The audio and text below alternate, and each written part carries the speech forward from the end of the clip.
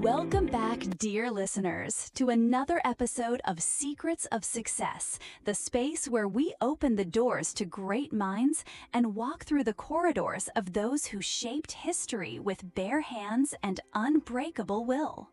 Today, we have a guest unlike any other. He is a man who started from absolute zero, carrying nothing but a dream burning in his chest and a determination that defied all odds. But he believed in one powerful truth that others overlooked. He believed that character is built, not born, and that charisma is not a divine gift. It is a muscle, trained and refined through daily practice. This man sitting with us today did not merely build a design empire. Before that, he built an empire of the self. He developed his character, polished his presence, and mastered the art of influence until his name became one of the most prestigious in the world of luxury interiors and architecture.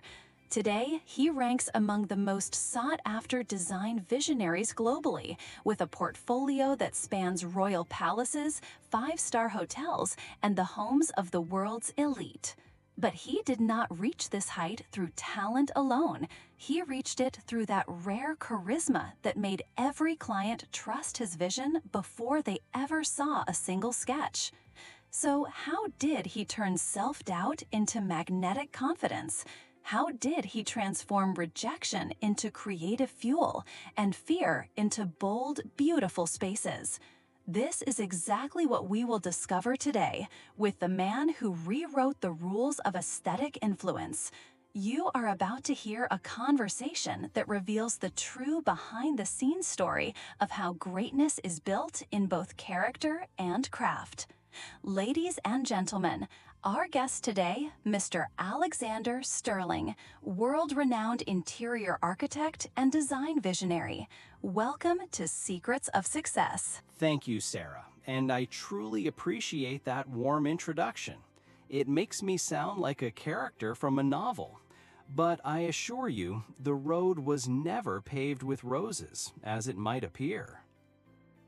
That is exactly what we want to hear. Our audience is eager for the truth, not just the glossy picture. So let me ask you the question everyone is betting on. When did you first realize that your personality was the real key to your success? Not your technical skills, not your connections, but you? That is a profound question. I realized it in a moment of devastating professional rejection. I was 28 years old and I lost a high-profile project, a luxury boutique hotel commission. Not because my renderings were weak, but because I could not emotionally connect with the clients. I knew the principles of balance, proportion, and lighting perfectly, but I did not have the presence that made them feel safe handing over their most intimate spaces.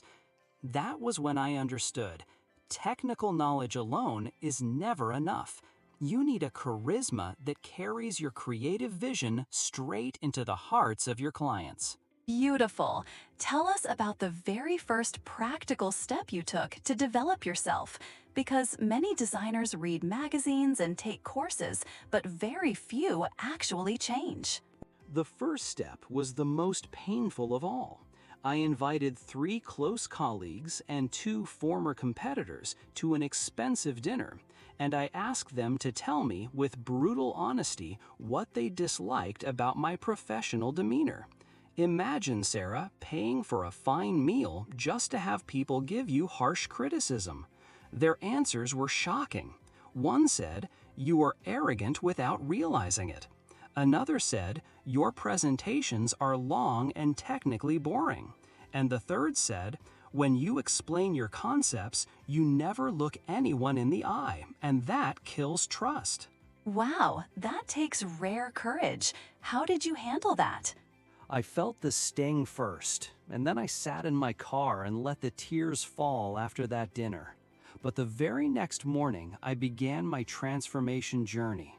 I recorded my client meetings on video, practiced my posture and gestures, and read extensively about personality psychology. But above all, I trained myself in the art of true listening.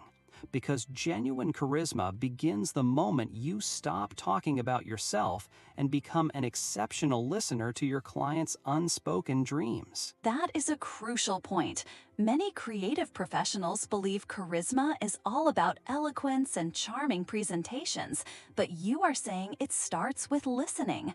How did this shift help you in your design projects? Let me give you a concrete example. Before I developed myself, I used to struggle in consultations because I stubbornly defended my aesthetic choices.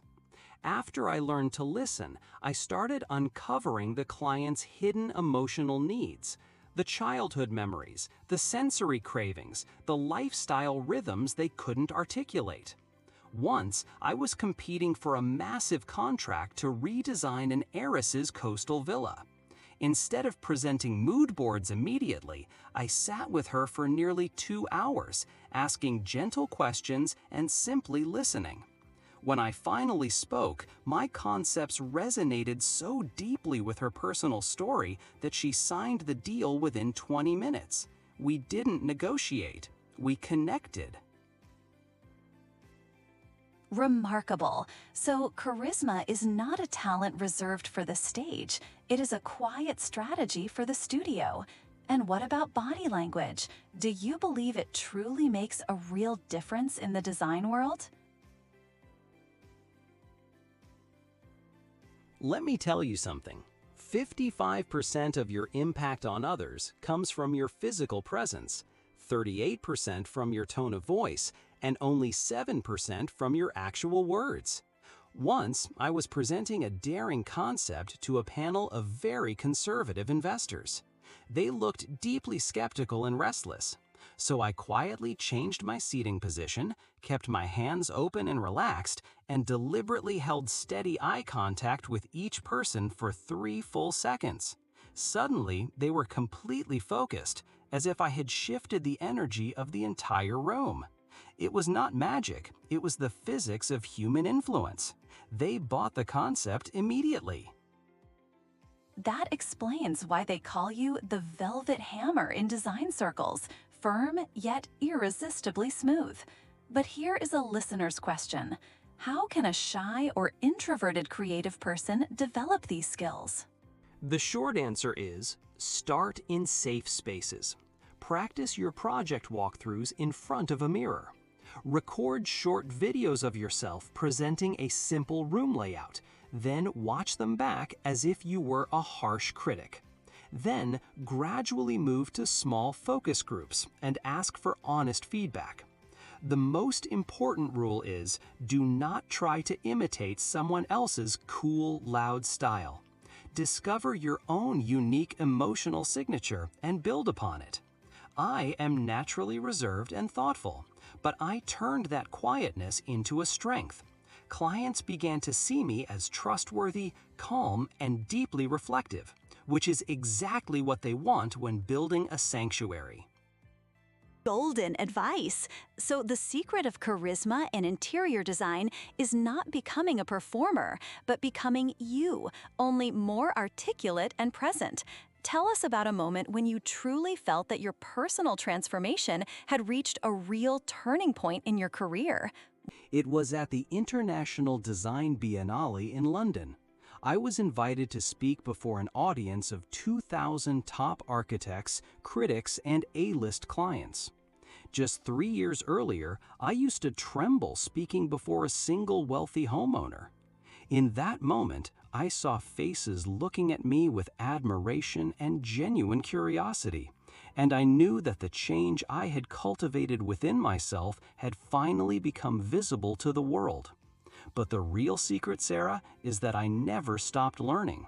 Every single day, I dedicate 30 minutes to sharpening just one skill, whether it is vocal variety, gesture, or emotional storytelling. Wonderful. If you were to summarize everything you have learned in one single sentence, what would you say to the listener who wants to begin their journey today? Do not wait until your character feels flawless to step into the spotlight. Step forward today, and your presence will grow to meet the occasion. Charisma is not a polished facade. It is the natural reward of having the courage to face your own reflection first. Truly timeless words.